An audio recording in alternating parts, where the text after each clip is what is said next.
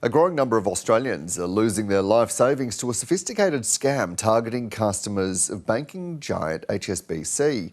The Australian Competition and Consumer Commission has revealed HSBC customers lost more than $6.3 million in the past 8 months. National Consumer Affairs reporter Michael Atkin joins me now from Brisbane. Michael, describe to us what this scam has been.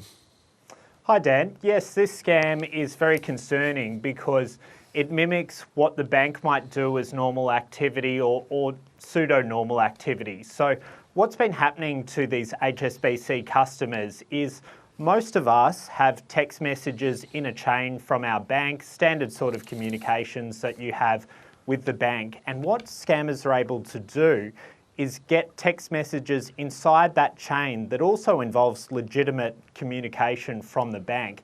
So the scammers are able to get an SMS into the header, into this sequence of messages that you have from your bank, and it prompts panic basically. It says there's suspicious transactions on your account and call this number if you need to do something about it. And when one of these victims calls the number, it's a fake fraud hotline pretending to be an HSBC call centre, and it's all very calm, very patient. There's not a rush, and they talk you through a series of questions. They try and reassure you that everything's under control, and while they're doing that, they're eliciting account information from you so that they can take over your account, lock you out of the account and start transferring money out. And usually what they do is try and increase the daily transfer limit to $50,000, and then they'll transfer $1 less than that so it doesn't raise any red flags, and they'll do it for as long as they can get away with it.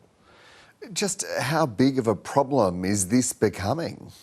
We weren't sure when we started looking at this story, but there's a victims group of more than 40 members, and the ACCC has told us that it's the largest banking impersonation scam for last year in the entire banking sector. So it shows that it's bigger than anything targeting the big four banks in Australia, which is quite something. And ScamWatch received more than 400 reports about this, so it's widespread.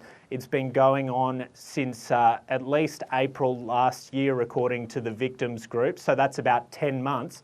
And there's real concern with this huge effort that the federal government's putting into scams with the National Anti-Scam Centre. They were meant to be able to try and target systemic behaviour like this, put out warnings and try and shut these scams down quickly. And consumer advocates are saying, well, what's happening here? This has been going on for a really long time, and we've interviewed victims that are losing money as recently as late January. Yeah, well, that's the key question, isn't it? What's being done about it, Michael? I think this is the challenge. So the National Anti-Scam Centre, which is run by the ACCC, has HSBC Bank as a member, and it says it's raised concerns about this directly with HSBC.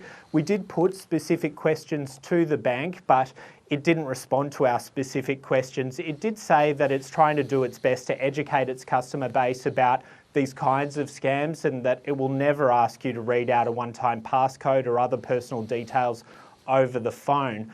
But the victims are saying that's not good enough. They believe there are security flaws here that means that HSBC is being targeted by scammers and that more needs to be done. And consumer advocates also want the communications watchdog ACMA to investigate how these text messages are getting through, because obviously there's a telco provider on the end of this, allowing these messages to get through. And this is part of the challenge. There are so many text messages coming through to all of us every day, but there's a requirement on telcos to stop these sorts of messages. And so there's calls for ACMA to investigate as soon as possible, see who's responsible for letting the messages through and ask the question, why?